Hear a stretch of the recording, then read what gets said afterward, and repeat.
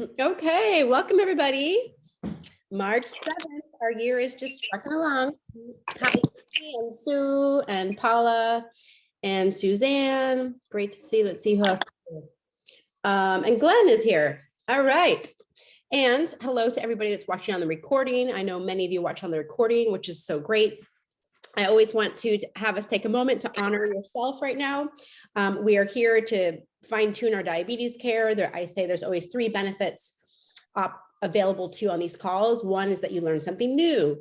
2 is that you just get extra motivation to stay on your game, right? Because we've got a lot to manage every day and it takes nice little check-ins like this to stay motivated. And number 3 is just like you just feel comforted by the community and to be reminded that you're not alone. So I really honor all of you for investing this time in yourself. You know, where we put our time is what is important to us.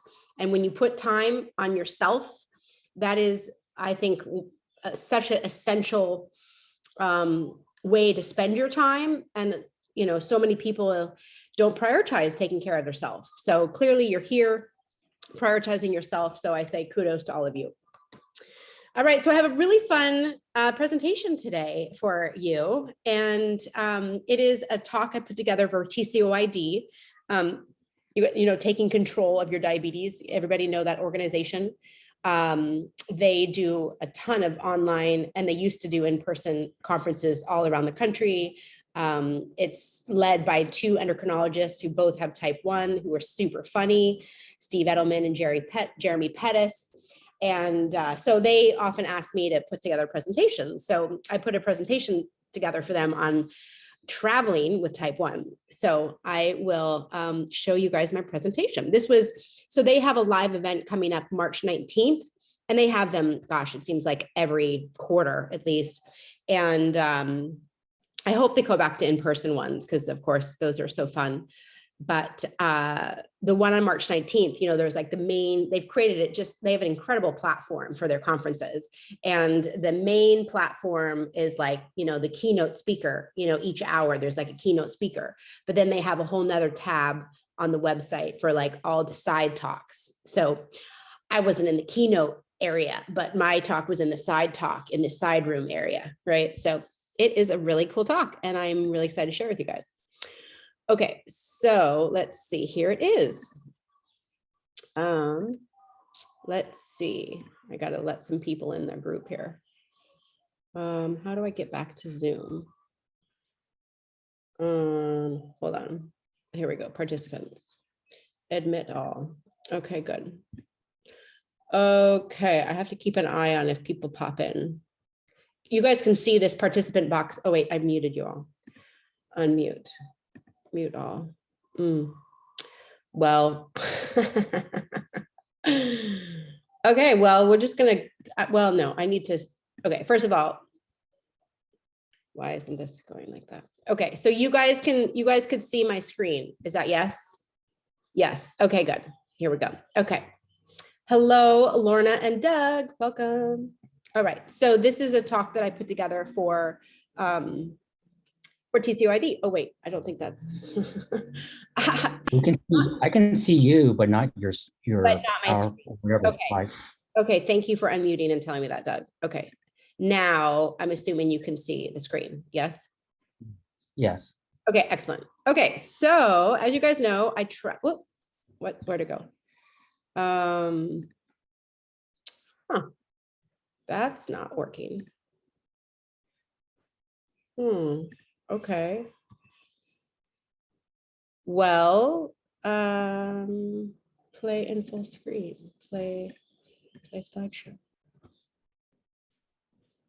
Okay, this is strange. Well, maybe we'll just, I don't know why it's not letting me toggle. When I toggle, it just goes back to this screen. So, oh, I know. Okay, this should work. 10 countries and 10 lessons, successfully traveling the world with type 1. So Doug, will you unmute and tell me, yes, this is good. You can see this?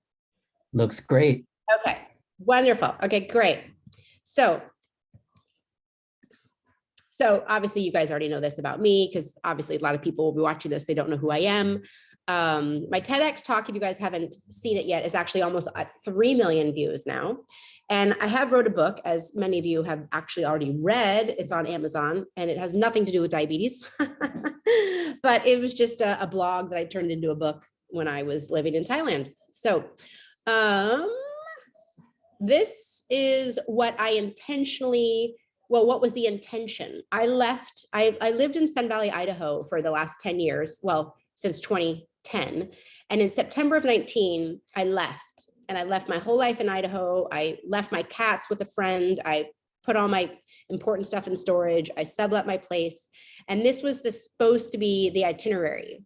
I made it to the ones that are bolded, and then COVID hit right here. So I didn't make it to these, but it was supposed to be 3 months Europe, South Africa, 4 months Asia, and 4 months South America. So that would have been the whole program. So what did I pack? I brought actually the entire 18 months of Levemir and Novolog. I had stocked up the year before with a ton of insulin in my fridge. So I literally brought all of that with me, and I carried it with me on the plane. And then I would never put it right away into a mini fridge, because I don't trust that mini fridge aren't going to freeze. So I'll put something in a mini fridge overnight before I just put all the insulin in there. Insulin is pretty, stable.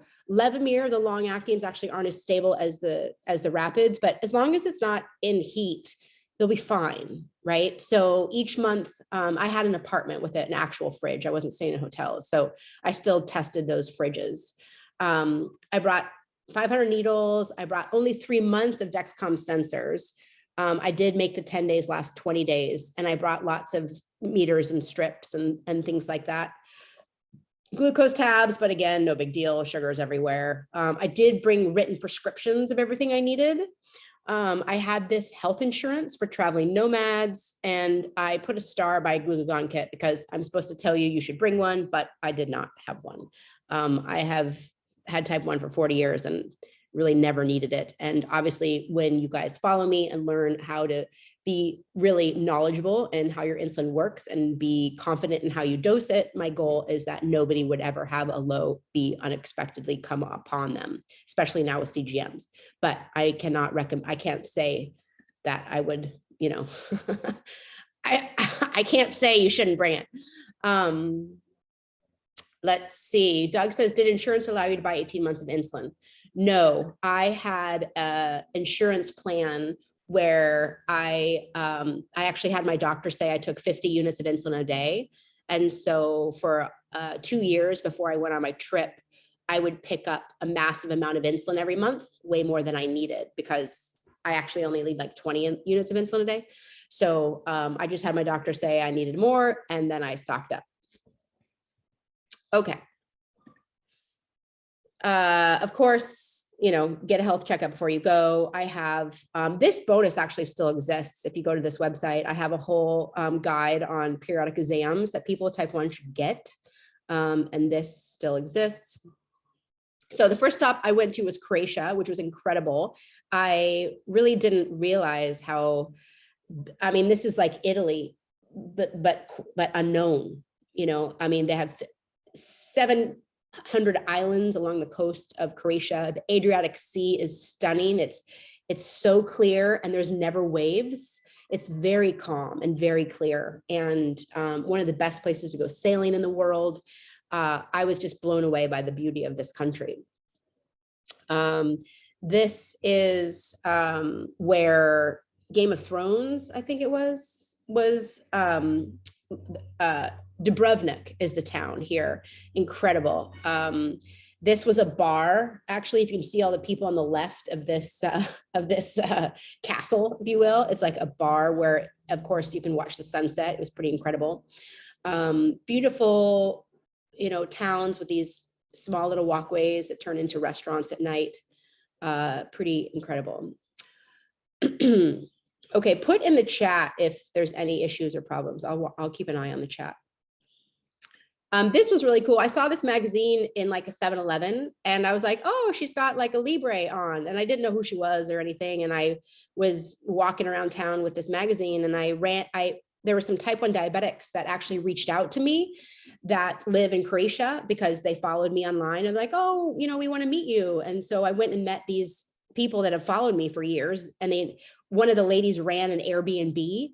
And so I stayed with this type 1 diabetes family. Both of her teenage sons have type 1. And I brought this magazine and they say, oh, we have her phone number. We can introduce you to her. So she's a doctor that has type 1. And then she and I met and hung out and it was super fun. And then they have incredible, there's so much to see. We went into these, these blue caves and you take the boat into this very small crack. And the reason why once you're in the cave, it's still all blue is because the cave didn't go all the way down. You could actually swim from the outside, swim under the rocks and then back up. So this is sunlight from the outside ocean shining up into the cave. It was so beautiful. This is the family that I mentioned. So he's got type 1 and she's got type 1. And then I was at this conference where I was just getting a massage from this woman who doesn't speak any English at all. And she's type 1. I was like, hi, I'm like, can I pose with you? So that was super fun. Okay, so lesson number 1, feeling alone, you are not. There are millions of us with type 1 all around the world. Okay, stop 2 was Lisbon, Portugal. Very similar to San Francisco, lots of hills and trolleys, a very hilly town. Lots of cute shops and restaurants everywhere. Let's see, Glenn, unstable here. Does that mean your internet is not doing well? Tell me more. Everybody in the chat, let me know if you can see everything because I can't see you guys anymore. Okay. Oops. So Lisbon is a very, very busy city, but I'm not a big city fan, so it was tough for me to be so away from nature. It is on the water, but it was very cold when I was there. But this was up here, this was my deck of my apartment, so I could see over the city and the water, which was pretty amazing. And then I drove down the coast, which was stunning. This is heading down to the very southern tip of Portugal, and then I turned left and then started driving along the south of Spain. There is a very famous egg custard that is a treat in Lisbon and Portugal, and this is them making their egg custard. And it wasn't super sweet, and it has a lot of fat, so it wasn't super spiky. Let's see. Yes, Algarve. That's the region of where the southern Portugal is the Algarve region. Gorgeous, gorgeous. Okay, so how does one dose for an egg custard or 4? Lesson number 2, learn how to dose beyond carbs, as hopefully you guys all have heard me say plenty of times. You had to understand that high fat can create insulin resistance for many hours, right? Some carbs spike quickly, some slowly. So because it wasn't that sweet and it had a lot of fat, it was kind of an easy dessert to eat. Sometimes, I don't remember eating more than 1, but if I did, I would probably dose at the beginning and then dose an hour later. And then of course, a reminder that rapid insulin peaks in 30 to 90 minutes, yet if you ate 3 custards, your peaking would go beyond 90 minutes, right? So that's why you would need more dose than just 1 dose. And just a reminder, not that the egg, right, has a lot of protein. So a protein can cause a slow rise. So hopefully you guys are feeling confident that you've learned from me that just 1 dose per meal does not work. Oh, and Lorna says, how did you bolus for it? There we go. That's how I bolused for it. Okay. So if it was a straight, something super high carby, then you have to pre-dose a lot early, right? You need this peaking by the time you start eating. You need something peaking if you're going to eat a high glycemic. But since it was kind of a lower glycemic, I probably did an intramuscular shot of 1 unit right at the time that I ate it. And then I might have given another unit an hour later to kind of fit that it's going to kind of push me high for a long time and not spike me super high. Like, but every dessert, I can't really make a generalization, right? Every dessert's going to have different levels of fat and sugar. So you kind of have to be on your toes. Of course, my favorite time to eat sugar is in the middle of the day so that I can walk it off and have all afternoon to come back to normal or stay into normal and assure I stay normal. Okay. Then what I did, because I was so close, right? Lisbon's right here. There was a group of us that organized a trip to Morocco for just 5 days, which was incredible. We drove all the way from Marrakesh to the Sahara Desert. And so this is what the cities look like. We rode camels in the Sahara Desert, which was super fun, and then stayed in these very fancy glamping tents that had running water and big beds and things. And this was our dinner. They had a beautiful dinner set up for us, and there was a fireplace here. We actually took snowboards and tried to snowboard down the sand, but not having wax and snow for the snowboard to go, it really wasn't it was a novel, fun idea to say that I snowboard in the Sahara Desert, but let's see. Suzanne said I had fennel with tomato sauce, very low carb and calories, but still have blood sugar over 200 after 5 units. Well, fennel with tomato sauce and low carb, right? Obviously there was a lot more carbs in there than you would expected. If there's a lot of fat in the sauce, tomato sauce can be super carby. I don't know what noodles you use, but one thing, if you are eating low carb all the time and then decide to have a big carby meal, it actually, your body can react differently than if you ate carbs all the time. So your body adjusts to, expecting a lot of carbs or not. And then when you I've seen that many times. A low carb person will have a high carb meal and they will need a dramatically more insulin to carb ratio shot than if they'd had a small carb meal. Share in the chat if you've seen that with yourself or not before. Lorna asked, was your basal right? Yeah, always a good question to ask. Okay, so Sahara, really cool signs. Look at, they have the center of hemodialysis near the hospital, the hospital. So of course, I love the stop signs. It reminded me of like somebody canoeing at night, like these were the stars and these were people in the canoe. That's what I always saw when I saw the stop sign. It's really amazing when you travel abroad and you just realize that we're all the same. We all want the best for our families. We all want to be happy. We all have to have a hospital near, and there's type 2 diabetics everywhere. And, we're all, no matter how different the landscape looks, now how different the writing, the signs look, it's just the same. It's humans being human. Number 3, stop accepting too many high blood sugars. The best way to stay out of a hemodialysis center is to get the support you need, right? We really need to, that's why I love you guys in the crew, because you're very committed. I know you guys want a healthy time in range and a healthy A1C. And the reality is less than 30% of type 1s have an A1C below 7%. That means 70% of type 1s are hitting 200s every single day and have A1Cs above 7. So, I think that the bar is pretty low. I mean, just the fact that the ADA says going up to 180 is fine means that the bar is pretty low, right? And obviously, if you guys are the crew, you know that we're shooting for a tighter time in range. My goal is that you guys see that 70 to 140 is where you want to be. So if you're hanging out at 150 or 160, 170, I'm hoping you're going on a walk or you're taking a correction dose, something like that to stay back in range. Okay, so then after living in Croatia and then Lisbon for a month, and then Morocco was just 5 days, then I moved to Valencia over here. The Spanish feel that naps are absolutely necessary, which is a great way to live. Every afternoon between 1 and 5, all the shops, government offices, local offices, everybody shuts down for lunchtime and siesta, which is a really wonderful way to live. So many beautiful cathedrals, as you would expect from Spain. And then, of course, I'm blanking on the name. I should have put all my notes. I'm sorry. The dance. I know some of you will remind me of the dance. What is the dance called that they do that's so famous in Spain?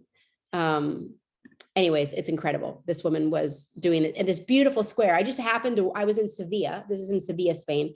I actually drove a car. I rented a car from Lisbon and drove across to Valencia because I thought, well, gosh, I don't want to get on an airplane and miss Spain. Why would I go on a 1-hour airplane ride when I can drive? So I rented a car and drove across Spain for 2 weeks. So Sevilla is the first major city west of Portugal. And so I spent a couple nights here. And look at this, the UPS driver with a bike. I mean, that is how focused on being active Europeans are. You know, they have cities that are really designed as walking cities, and all the cities have you know, a center of town where people get to gather and meet. It's so lovely. You know, US cities are built for cars. You know, there's no center of town, they're not walkable, but European cities are very walkable. And I just thought this was fantastic with the UPS bike. And then of course, fresh vegetables at farmers markets are everywhere in Europe, just so great. You know, I don't remember ever seeing farmers markets when I grew up in the US, but now, you know, they're everywhere, which is such a blessing. So lesson number 4 and 5, got a high blood sugar, turn on some music and dance, eat lots of veggies and stay active. Be like the Spanish, take naps, dance, and be healthy, right? Ride your bike, walk, all that great stuff. Really a healthy way of life in Spain. All right, so now I flew down to Cape Town, South Africa, which was an incredible city. Look at this massive city. This is their soccer stadium, incredible hiking. Table Mountain is incredible, beautiful hikes. And around the sides of all this are beautiful white sand beaches. So there's actually, the city also exists on the other side of this. You guys can see my cursor, right? Can you guys see my cursor? A flamenco. Thank you, Lorna. Thank you, Lorna. You guys can see my cursor? Yes? No? Yes? But there's white sand beaches, there's hikes, and this incredible downtown area, beautiful marina. I was here for New Year's Eve, went out on a boat. Incredible. Great city. So here's Table Mountain. It has these clouds that spill over. This was not a static image. This was clouds spilling over like a waterfall. And this luckily was my view from my apartment.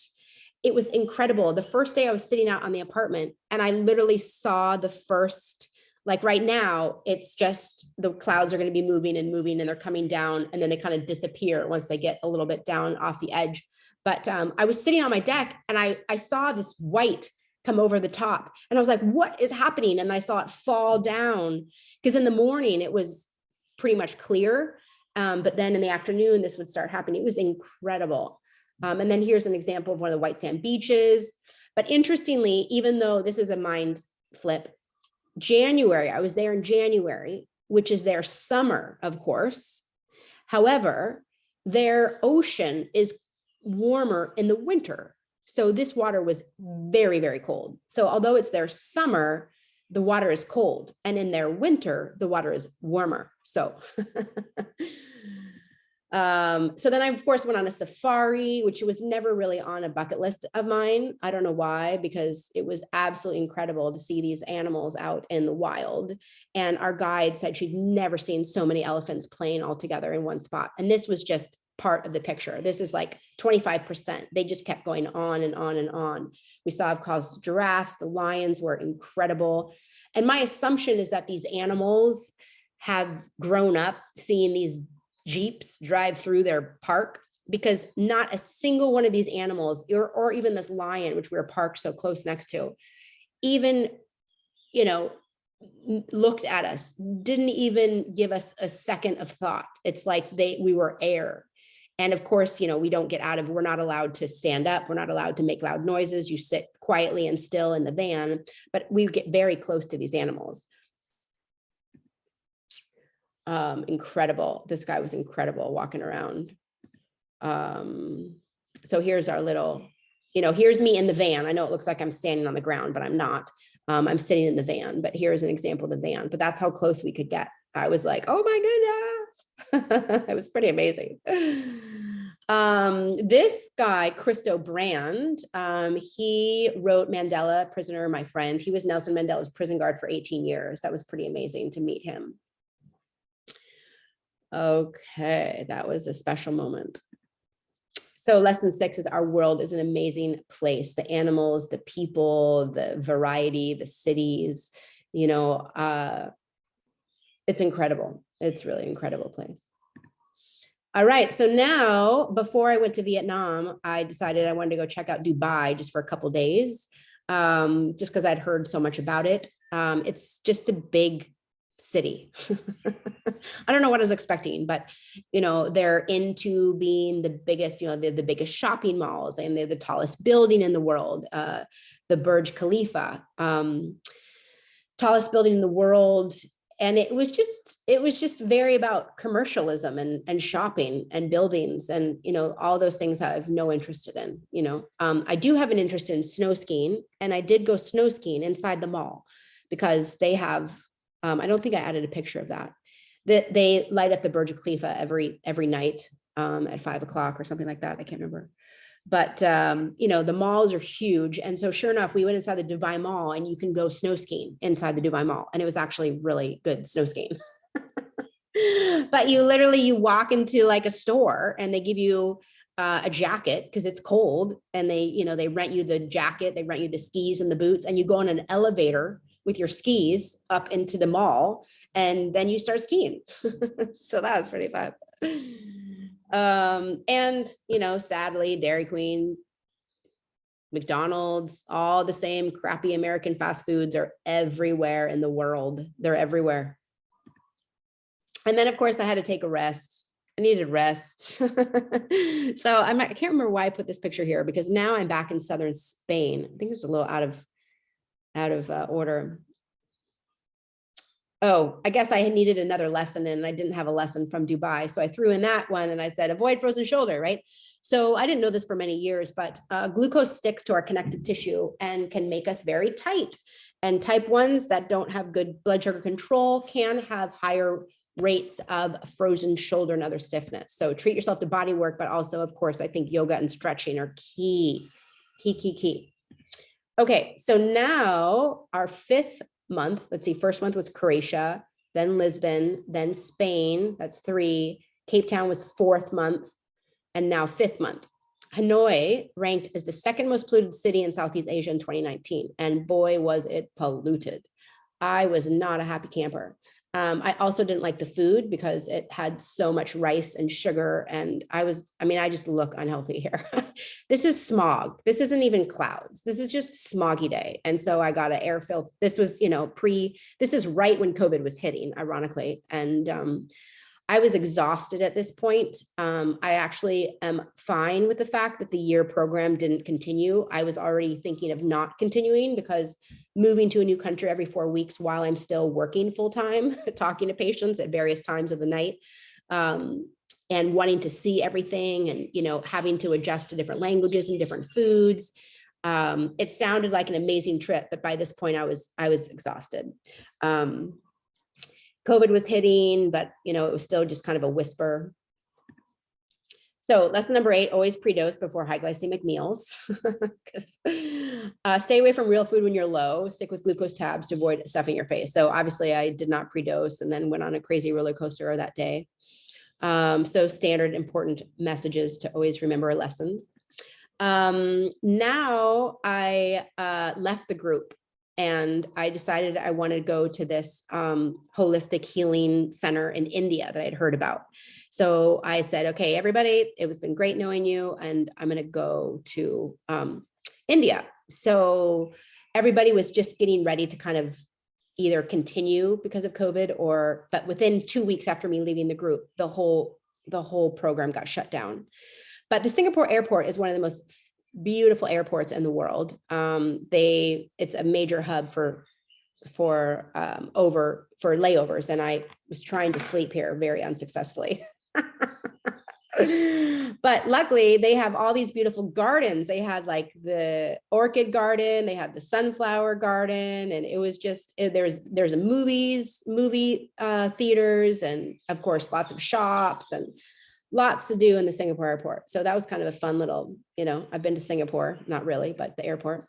So I said, feeling burned out, stop and smell the roses. Another important lesson when it comes to living with diabetes, because we can get so burnt out. And then here I go to India by myself, which was quite a bold move. I went to this ashram where they do something called a panchakarma, which is like a classic Indian cleansing process for the body. And in Ayurvedic medicine is the classic medicine of India. It's been around for thousands of years.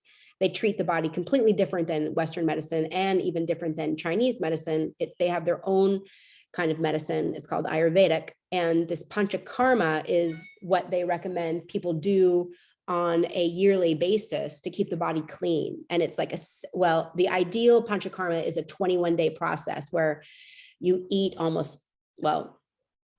these are just friends I made in India. So you eat like food like this for like 2 weeks. This actually looks really carby, but it really didn't raise me that much. This was just like a green soup of sorts, not carby at all. This was mung beans, which had a very low glycemic impact, broccoli. I don't even know what this white stuff was, but they cleanse you out. They do these massages, they do colonics and all these different herbs to cleanse this up, but you're supposed to be totally relaxed when you're doing this, because you're supposed to de-stress and detox. And this is when I was getting flooded with emails every day that COVID was hitting, and everybody was freaking out that I was by myself in India. And one night I even felt like I was going to die. I felt so sick from this program. So I will never go back to the center. The memories, I just don't think I need to. I would like to have better ones, but I don't need to go try to make better ones. So it was an interesting experience. I never regret what I do. It always comes up with good stories. But I lost a ton of weight and I was super weak, and I got my computer stolen, and everybody was like freaking out because COVID was hitting. It was not the best part of my trip. So lesson 10, when you change your diet and or activity level, you must adjust your basal and long acting, right? Because I was eating almost no fat. I was eating almost no food. So of course, even though we say that, basal is not for your food, basal should just be standard. When you do a dramatic change in your daily dietary habit, inevitably, especially if you're doing zero fat, fat kind of has a way of increasing insulin resistance and kind of having a lasting effect throughout the day if you have a little bit of fat at each meal. So I still was going low, even though I was reducing my mealtime doses. And so I did have to reduce my long acting. And then of course, as I was losing weight, anytime you lose even a couple pounds, you can need less insulin. So I know I knew it was going to be hard to fit this in a half an hour, but we're wrapping up here. So stop number 10 is now, okay, COVID has hit, my program's over. If the world's going to shut down, I should just go to Hawaii. So that's how I ended up in Hawaii. And now I still am here. So I was very happy to just be in one place. I was very happy to be back in America. As much as traveling is fun, it's very exhausting. And I was back into familiar foods. I was back into speaking English, and I just landed on Hawaii, and I figured out my life. So summary of lessons. 1, there's type 1s everywhere. We're never alone. 2, we must learn how to dose beyond just carb counting. 3, get the support you need to stay in range over 70% of the time, right? I don't want people to just accept that diabetes is hard and I'll just be high. But obviously here in the crew, you guys are taking action. If you have a high blood sugar with insulin on board, get moving. It'll come down faster. Eat veggies and stay active. Our world is an amazing place. We can feel gratitude, especially with the atrocities going on right now in Russia and Ukraine, that, oh my goodness, we have so many blessings surrounding us right now. Get body work, especially take care of your shoulders to avoid frozen shoulder. Pre-dose before high glycemic meals, especially if you're already high. Burned out, stop and smell the roses. And then, of course, when diet or activity overall change, your dosing amounts will too. So bonus lesson, got type 1? Yes, you can travel the world. So here's my little bonus exam. That's why the screen wasn't going, because this was the last slide. So I was clicking advance, and that's why it kept going back to this. So there we go. We just went on a little travel around the world. Lesson 11, do not do panchakarma. Yes, Doug, very smart. Okay, anybody want to share? I know we're 6 minutes over. I don't think I have, I think I'm okay. All right, anybody have any comments or want to share anything about all of that? Hope that you enjoyed that little trip. Okay, great. Well, that is our presentation for today. I hope you enjoyed it. And thanks for coming. I hope you are feeling inspired. My goal wasn't only to obviously entertain you with my travels, but I always try to weave in, of course, some diabetes lessons in there for you. So even though we talked about traveling around the world, there's also some really good lessons in there, right? Let's keep our 70 to 140 as our goal. Let's use activity to keep those highs down, pre-dose when you can. Remembering that 1 shot per meal is often not going to cut it. If you're feeling burnt out, figure out what you need to do to unwind, right? So, all right. Thanks, you guys, for watching. Thanks for listening on the recording, and I will see you next week. Bye for now.